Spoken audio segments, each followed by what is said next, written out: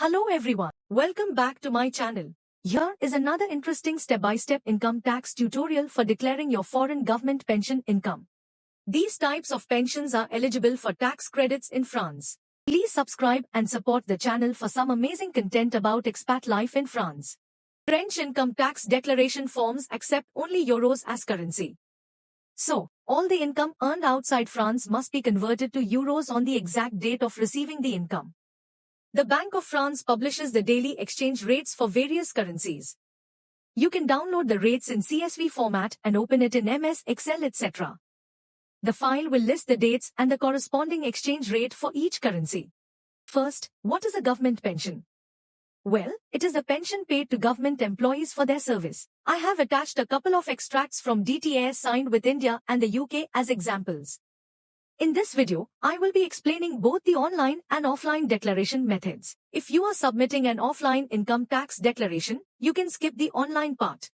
We must declare the foreign pension income first in Annexure 2047 and then carry forward them to the relevant sections in the main tax form 2042.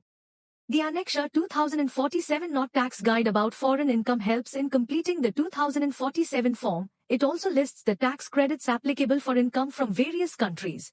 Now, let us explore the online way of declaring a foreign government pension income. Log into your imports account to start the declaration. I have already made a detailed video tutorial about submitting an online declaration. So, I will be focusing only on the relevant sections henceforth. On the online declaration, make sure to check these two boxes related to income earned abroad. If not, you will not see the Annexure 2047. If done correctly, you will see Annexure 2047 as shown on the screen. Click on it to declare the income earned abroad. This is the starting page to declare all the income earned outside France. Click Next after reading the information. On this page, you must check both the boxes as shown on the screen. If not, you will not see the relevant lines to pensions and their tax credits. Next, we come to the section 1 of the Annexure 2047. In section 1 line 12, start entering the details of the foreign government pension as shown on the screen. The pension amount must be gross without removing any deductions. Then, you must complete section 6 to claim a tax credit equal to French tax. To understand the tax credits, you can refer to the DTA signed between France and your country. Also, the Tax Guide 2047 Not. So in section 6, start entering the details of the foreign government pension as shown on the screen. So, the info entered in section 6 will be automatically carry forwarded to line 8 in the main tax form. However, the info from section 1 will not be filled automatically carry forwarded to the lines 1L 1BL. So, you must manually do it in the main tax form. So, enter the info from section 1 line 12 in 2047 to line 1L or 1BL in the main tax form 2042 as shown here. Fortunately, the info from section 6 in 2047 is carry forwarded automatically to line 8 in the main tax form 2042 as shown here. If you entered all the relevant sections correctly, you will see a final summary without any error messages. But, people often miss a few steps and they get stuck with error messages. For example, on this page, you must check both the box as shown on the screen. If not, you will not see the relevant lines to declare the tax credits. As explained earlier, the section 6 is absent. So, you missed the step to ask for a tax credit. If you see the above error message in the end, you must go back and correct these mistakes by following the right procedure. Now, let us explore the offline paper forms-based way of declaring a foreign government pension income.